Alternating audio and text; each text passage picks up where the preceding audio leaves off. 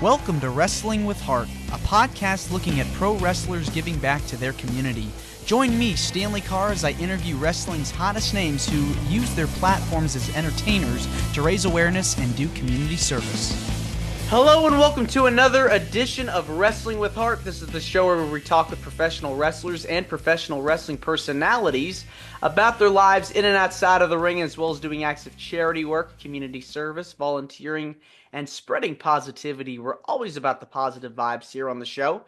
And with me right now, I've got a very special guest. He is a former WWE Tag Team Champion, worked for numerous promotions across the 70s and 80s.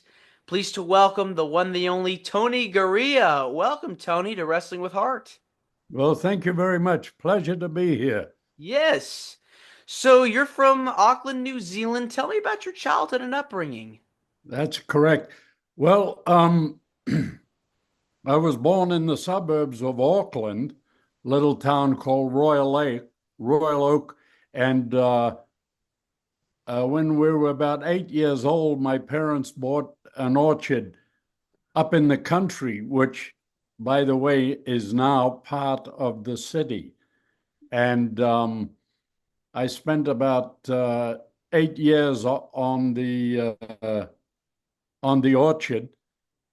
I was just talking the other day. We used to come home from school, my brother, sister, and myself, and my mom and dad would be picking apples all day, and they'd pick 300 to 400 bushels of apples, and we'd bring them up to the shed and drop them off, and then go back for dinner, and then go back to the shed.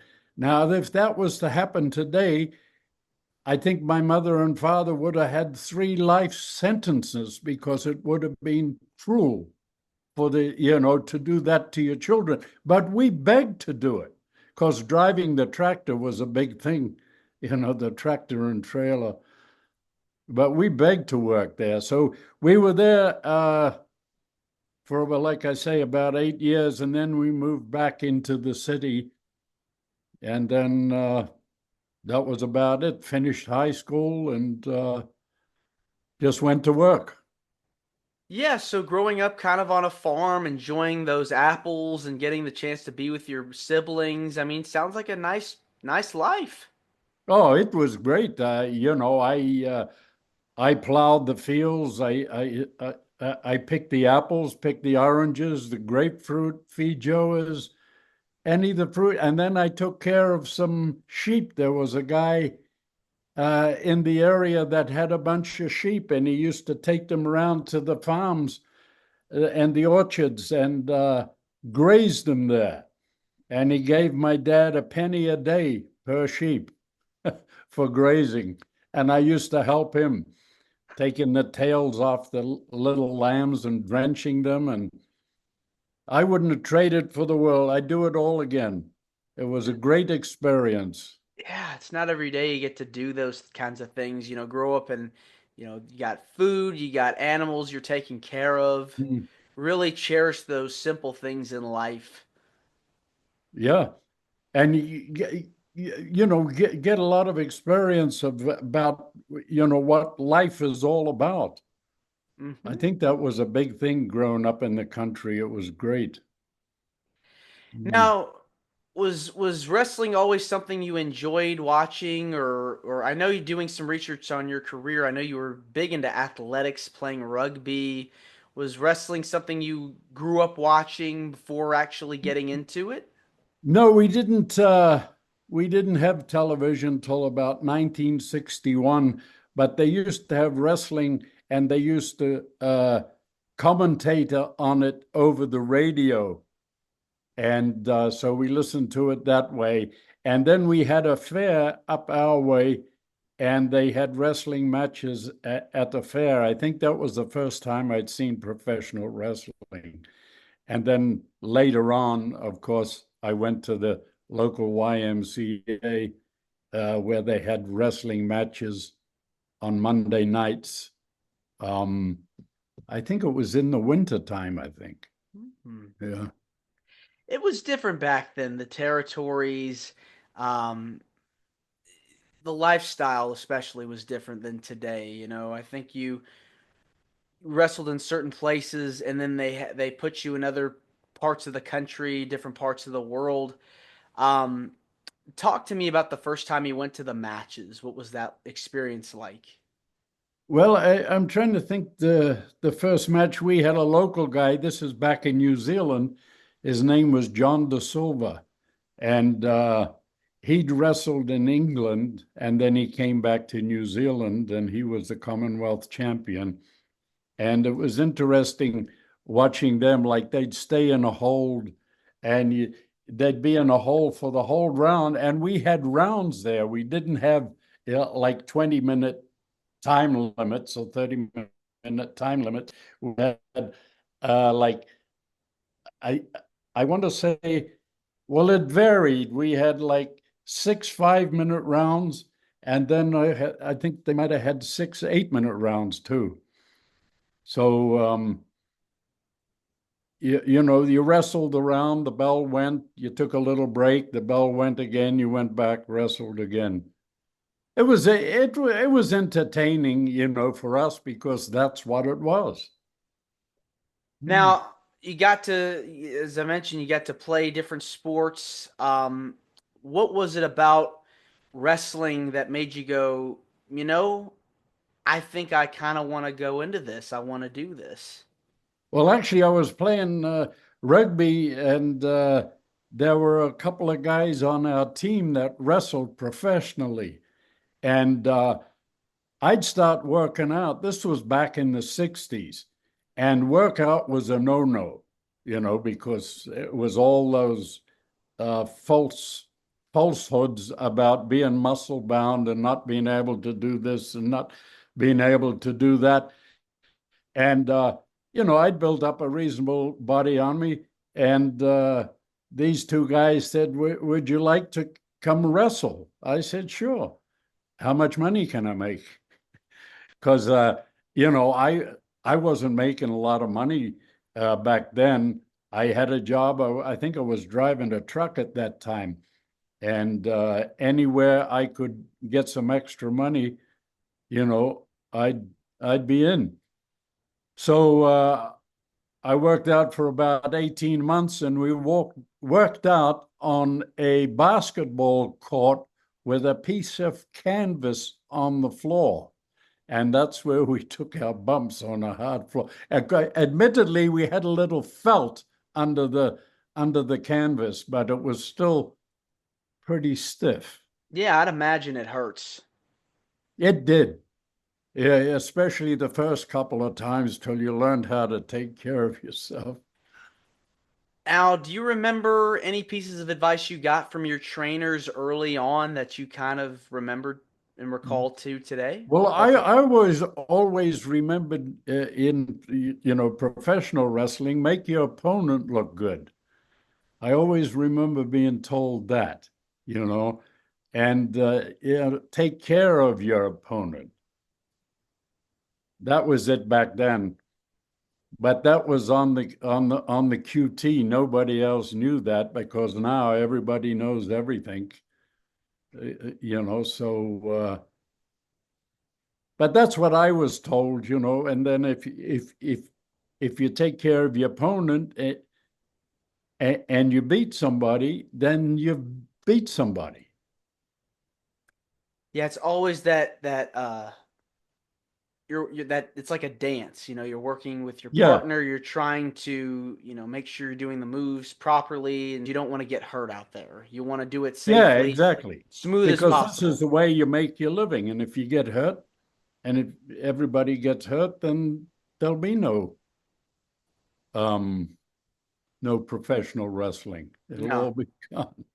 You got to be very careful. So, um I'd imagine those drills the trainers really worked you hard. It was very intense. Talk to me about that. I mean, it's Yeah, well, really we done a routine there. We had a set of cards, and we'd turn over a card, and if it was a jack, that was 10. So we do 10 Hindu squats. Turn over the next card, and if that was an ace, that was 15. So you get down and do 15 push-ups. So it was squat, push up, squat, push up, squat, push up. And of course, if it was a 5, you done 5. If it was a 4, you done 4. And eventually, once I got, you know, comfortable with this, if I turned over a 4, that would be a 6. I'd take it away from 10, just to do a few more. And, squats and push-ups, and then we'd go for like a 3-mile run up a Yeah, big hill. it's repetition. Like the more Yeah. you do it, the better you'll get and get your conditioning down, and you get those reps in. Uh, you make your debut in the early 70s. Talk to me about your first few matches. Were you nervous, afraid, excited? Well, I came to I wrestled in Australia in 1971. I wrestled for 2 months, and then I went back to New Zealand. Then the promoter, Jim Barnett, brought me back for another 3 months. And then I came over to the United States. I came to Tampa, Florida, and I had my first match on March 20th in Orlando, Florida, against J.C. Dykes and the Infernos. It was a tag match because I'd come over with an Australian wrestler by the name of Johnny Gray. And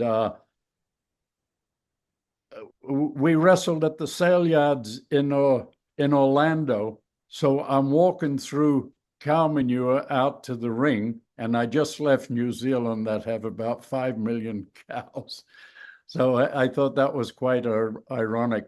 But Jack Briscoe watched the match, and we came back, and he said he complimented us on the match, which I thought was quite good. And incidentally, Jack became quite a mentor for me. We kind of hit it off, and he was a few years older than me, and he gave me a lot of pointers in the business, which I think helped me. What were some of those pointers that he had mentioned to you? He brought up. Well, he said, you know, when your opponent puts you in a hole, don't get out of it right away. Tell a story about getting out of it. And I remember having matches with Iron Mike Sharp, who I just love to work with that guy. Unfortunately, he's passed on, as many of my colleagues have. And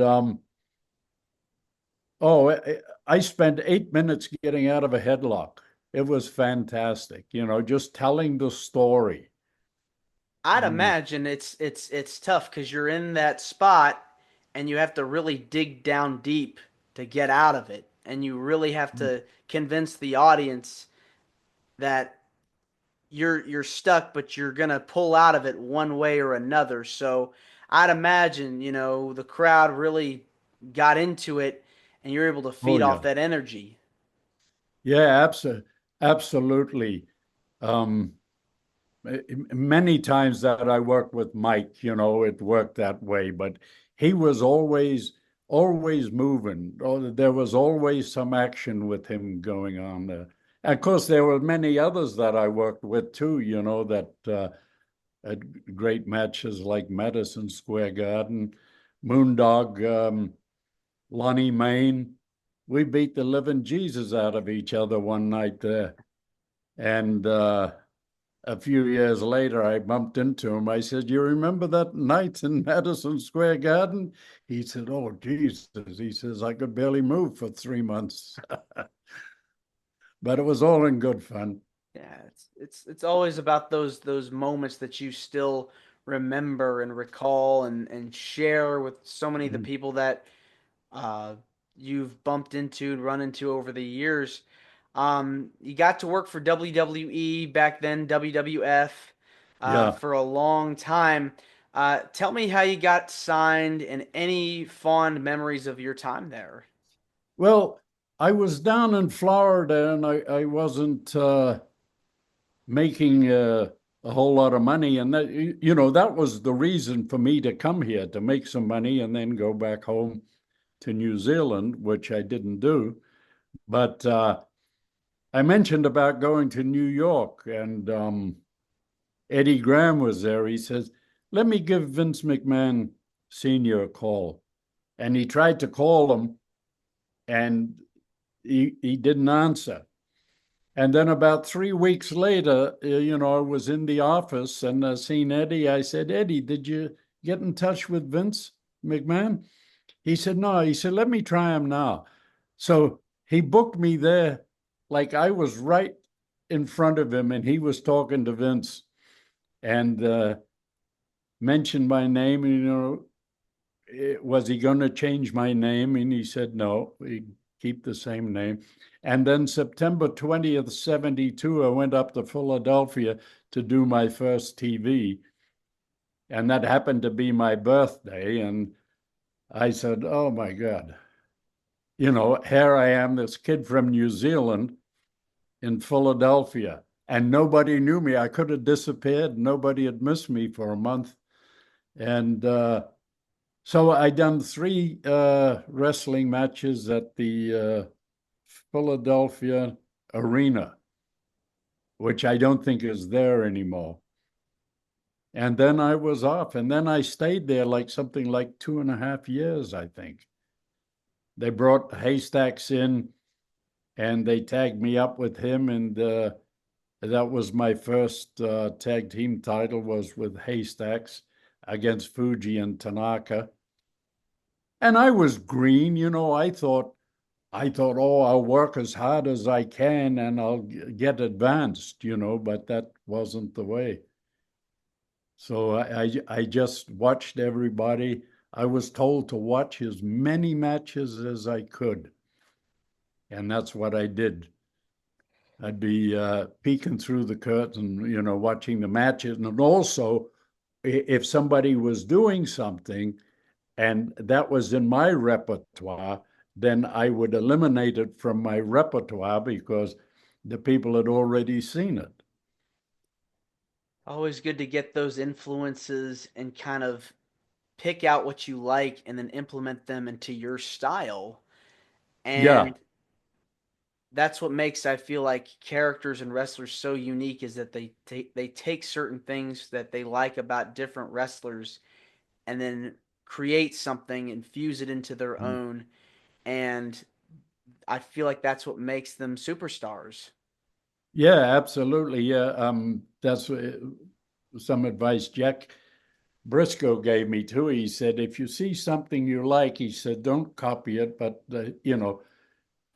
blend it into your repertoire. Another thing I did, like I wrestled George Steele a lot. Well, George Steele wasn't going to do one tackle, drop down, leapfrog, drop kick, arm drag, hip toss, and all that. So I had to adapt to his style. So none of my style was put in the match with when I worked with George. Yeah, and you also got to tag with Larry Zabisco and Rick Yeah, Martel as well during your career. What was it like yeah. working with those guys? Oh, they were great. Larry was a damn good amateur wrestler, and he had some good crowd psychology too. And then there was Dean Ho too. That was off the Haystacks. And of course Rick, we had the tag belts twice in 18 months, I think, and he was just unbelievable. And we kind of just read each other's minds, we uh, didn't have to talk about anything. It just happened to. It was like natural. It's always good when you have partners that their styles really mesh well together. Good Yeah. chemistry, great chemistry. I was very lucky in that way. Of course, I think I think what it was that we were both there to make the match, not to make ourselves. We weren't greedy like that and say, oh, it's all about me. It wasn't. It was about the match. And I was funny. I Rick a couple of times. Like he looked at me, his eyes opened up because I told our opponents, it's not going to work this way. This is the way we need to do it. It's the easy way and the correct way. Yeah. And you guys got to work a lot of opponents over the course of your time in Mhm. WWE, and you got to work so many other competitors. Who were some of your favorite wrestlers that you got to work against? Oh, there was one guy early on when I got to the WWF, Buddy Wolf. He was from Minnesota, and boy, he was very good as far as I'm concerned. We kind of gelled together. And then Lonnie Main, Mr. Fuji, he helped me a lot with his style. He bumped all over the place, and he was very good. Superstar Billy Graham, I thought I had some great matches with him when he was champion, and I enjoyed working with him. I worked with Harley Race in the Garden. That was that was a I thought was a great match.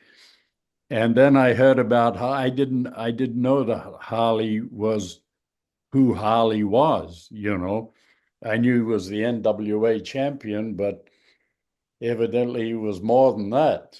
But he was always a gentleman to me. And and the Valiant brothers, we had a heck of a run with them, Jimmy and Johnny and Jerry. Yeah, and two of those have passed on now. I still bump into Jimmy once in a while, and uh,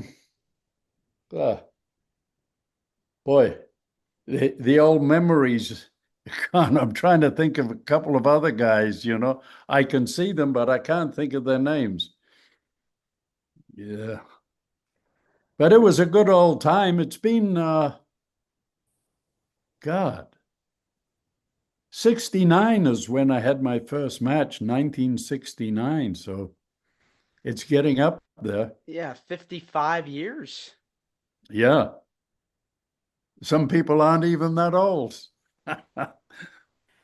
It's crazy because you've been wrestling for so long and had an incredible run in the WWE, Mm. transitioning into a backstage role. How did that all come about? Yeah, well, I was at the tail end of my career when Vince started this WWE up. And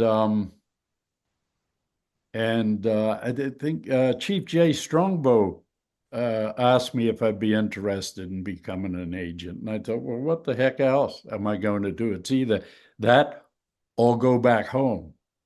So, a few of the guys there, the old guys said, oh, you know, being the boss, it's not the same. But, I was there where they were, and I knew what they were going through. So I try to make it as easy as I could with you. Like I didn't go in there and say, okay, this is what I want you to do. Well, I was getting it from the office anyway, but I just go out, do what you think is right, and if it's wrong, I'll correct you. And some of the guys that were there, I'd call them after and I'd say, listen, remember this spot in your match? Yes. I said, well, if you did this instead of doing what you did, you'd get a better response. Oh, I don't think so. And there was one particular guy, and I said to him, I tell you, next time you have an opportunity, do it. And if it doesn't work, forget I ever talked to you. So I watched him and he did it and it worked. The crowd responded. And then after the match, he came back and he was looking for me, and I was just avoiding him, And then when he finally got to me, he said, "Did you see it? Did you see what?" I said, "Did you see what? Did you see what we talked about last night?" I said, "No." "Well, did it work?" He said, "Yeah, it worked great, you know. And about 30 years later, he mentioned it again when I bumped into him. Yeah, it was good. Even the top guys, there'd be things, yeah, that would happen in the match, and we'd talk about it after, and he said, like when the guy said, "Well, there was something missing there." I said, "Yeah." I said, "I think it was here." They said, "You're right." And and they went ahead and changed it next time they worked, and it worked. Yeah, I mean, getting to see the business from another point of view, getting to work with the young guys coming up. I mean, it's got to Mm. feel good, because you're helping the next generation. Mm. Well, it's good when they listen to you, but some of them thought that they knew. Like I remember, like when I came, I thought, well, I'll go 95 mile an hour all the time, and then I'll advance on the card from the first match maybe to the last match. Well, that's what I was hoping, but it didn't work that way because I didn't know. I thought I knew, and these guys, you tell them, and they don't want to know. They know more than you. They've been in the business 6 months, and they say they know more than you, who've been in the business 15 years. So I always listen to the older guys. It might have sound, "Oh, well, that's not doing much." I remember watching a match out in California, and I'm watching with a guy that had been in the business for some time, and we're watching this guy wrestle, and he'd been around for a while. And the guy said to me, "Well, they told me to watch this guy. You might learn something. He's not showing me anything. He was showing me the world." So this guy that was next to me didn't understand what the heck was going on. He was I can't think who he was, but he was a good worker, that's for sure. Do you keep up with the business at all today? No, I don't, unfortunately. I have a hard job. There's so much wasted energy out there. I will say this though, like when I have watched it, the Polynesian boys, the Samoan boys, they have the best attitude as far as I'm concerned out there, like the psychology of it. The bloodline, And yep. yeah, and I like to think like we lost last year. We lost Arthur and Sika, and I was fortunate enough to go to their funerals and meet their families. And because some of their children weren't even around when we were wrestling. But they've done a great job with training all those guys, and they've been passing it on, and they work really well. Yeah, I mean, look at guys like Roman Reigns, Oh yeah. just such a very, very incredible worker, great Mm, athlete, movie yeah. star looks. You Mm, got guys like Jacob Fatu out there that are on the rise. yeah. I see him being a future world champion in the near Mm, future. yeah. Solo Sikoa's out there doing his thing. Jay Uso, Yeah. the Usos, Jimmy Yeah. Uso. Both of them. I remember when they started. I remember Sammy Fatu. I had one of his first matches with him. He was about 18 years old, I think. And I seen him at Sika's funeral, and I didn't know who he was. I didn't recognize him. He lost a lot of weight. It's incredible to run into people that you haven't seen in so long and are able to Oh catch yeah. up after all those years because you Mm. guys shared a lot of memories together. Oh yeah.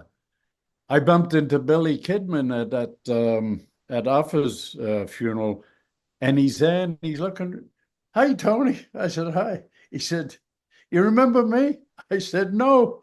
I didn't recognize him because he'd aged. He was in his 20s when I knew him, and now 25 years later. I believe he's the producer now too. Yeah, I think so. Yeah, It's yeah. amazing. He was up at the gorilla position, and oh, that was a heck of a position. Vince was there, and Jerry Briscoe was there, and all the agents were coming there, and just too much going on. What was your favorite part about being an agent for so long? Uh, I think just mixing with the boys, you know. Um,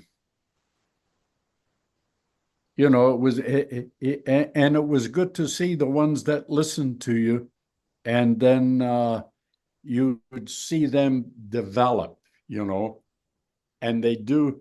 Like there was one kid there, he got hit, he got shot by the big Kali, Great right? Khali. And he Yep. took the great Kali, and he took a bump outside the ring, and within about 5 seconds, he was on the opposite side of the ring. So I talked to him about that. And the next time he did it, he just went down there and he stayed down there, Hmm. you know, sell sell the damn thing, that's what happens today. It's just bump, but it's a stunt fest instead of making a complete art out of it. Storytelling it definitely seems to be an important part of wrestling because you want to show the audience what is happening, what is going on, and how to get invested. Yeah. Well, some of the older guys, to me, Ray Stevens was one of the best heels ever out there. He was such a natural to me.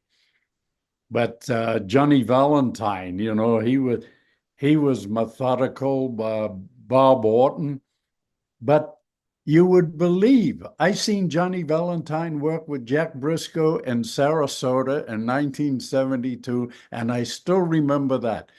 And I thought he beat the crap out of Jack's leg. He worked his leg. And I said, "You bastards." Yeah. It creates heat. Yeah. You have to get in that mind frame of, wow, I want to boo this guy because he's attacking this Yeah. other guy, and I want this guy to get his revenge. Yeah. But he had people believe in what he did. I worked after Bruno lost the belt to Superstar in Baltimore. They sent me to the ring like there was no intermission because they didn't know what was going to happen. And I worked with Baron von Raschke, and we went 20-minute Broadway, but for 12 minutes there was nothing. People didn't even they didn't care. But then finally we got him because we didn't do a whole lot in that 12 minutes. We just built the match, and then the last 8 minutes of the match, it was like they were right into it because we spent time telling the story. Yeah, I mean, you got to have that real passion, you know? It's like you Mm-hmm. have to really develop that plot that's going to get people to tune in and watch what's happening. Yeah. Well, you got to believe. You got to believe in yourself, and then if you believe, then that transfers out to the people. Yes. So about Yeah, that psychology and about the storytelling. yeah, absolutely. And they say it's gone, but I didn't. I don't think it's gone. I think it'll always be there. You just got to have the right people to do it. It's just it is an art form, and I think the more people we can educate about the art form, the more that people will check it out and want to tune in and yeah, like the suspense of disbelief I feel like is very important Mm. because that you want to get into what these people are going through Mhm. and how they feel when they're in this moment, you know, when they're in the Yeah, ring, when you see two people going at it, you want to believe this person doesn't like this person and there's a yeah. conflict going on. Oh, yeah. Well, yeah, I consider myself lucky. I had to work with guys like Stan the Man Stasiak, Mr. Fuji, Professor Tanaka, uh, George Steele. He had his way. So I learned from all these guys. These young fellas, they don't have any old timers to learn from. That was back in our day, and you respected the old guys and you listened to them and you It did all right. Yeah, I mean it's I think it's good to have people that have been around for so long to learn from because they've been through so much Yeah. and to educate the young talent about what not to do. Mm. That's if they listen. And I noticed the ones that listened, they done well in the WWE, WWF. And the ones that chose not to listen, they just faded off into the distance. But you know, you were able to have this wonderful career both in and out of the ring, and I want to Mhm. talk about some of the stuff you've done outside of wrestling. Mhm. As far as helping others and giving back, I know you've been involved with a lot of charity, done a lot of charity work and volunteered. What kinds of things have you done to help out in your community?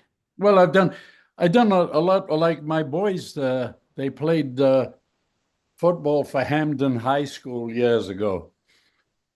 Yeah, this was a long time ago, and there were guys, that would come to the gym with them, and I'd give them pointers on working out, and they were, pretty happy, and they'd come a month, 2 months later and say, Mr. Garea, I did what you told me, and I got stronger. So, I thought that was good. And then a few of the guys in the business, I'd lean on them to, I guess lean is the word, buy a house and pay it off as quick as they could, and then and to invest something in the for their retirement. And one guy came up to me and he said, "Well, I did what you told me." And I said, "What did I tell you?" He said, "Save my money." And and now that he's older and retired, he's got something to fall back on, because otherwise you got nothing. Really, it's quite a crazy business when you think of it. You've got no retirement, you got no sick days, you got no uh, paid holidays. In the business, it's nothing. It's just you. And if you get hurt, you don't work. Crazy business. It is hard, Mm. and you really have to put a lot of effort into it if you want to rise and move up the ladder. Um, Oh yeah, you love the business. That's what it's got to be, yeah. you know. But yeah, I mean, so you were mentoring a lot of people over the years. Anything was there like a particular moment for you or memory that you were able to help someone and it was just such a heartwarming experience? Mm, Well, there probably was, but I just can't bring it bring it forward like right now. Like a lot of guys, I would they'd make a mistake in the ring and they'd come out of the ring and I'd point out what they did and they'd get all upset. I said, "Don't get upset." I said, "Tonight was not wasted. You learned something tonight. I could have sat and talked to you for 2 hours in the dressing room about this before you went out and you still would not have got it. You got it now because it happened to you. You did it, and you can feel it, and you know it's wrong, so you won't do it again." What is it Like about? everything was like a positive, you know. Yeah, you really have to find strategies and explain it in a way that'll help the Yeah, talent grow and prosper to be something special. yeah. What is it about helping others that gives you the most joy? I think just seeing the look on their faces, when they do something and they can't believe that they would be able to do it. And it does happen. And at one point there, Rene Goulet and myself, we were responsible for all the guys that used to come in and do the TV matches. And I'm still in touch with some of those guys. You know, like when we went to Boston, we had a group of guys that used to come. We went to Philadelphia, we had another group of guys that come to Washington, Baltimore, you know. And then when we moved around the country, like we had a bunch of guys out of Milwaukee that used to come, Milwaukee and Minnesota, Green Bay. And I used to, we'd see them about every 4 months.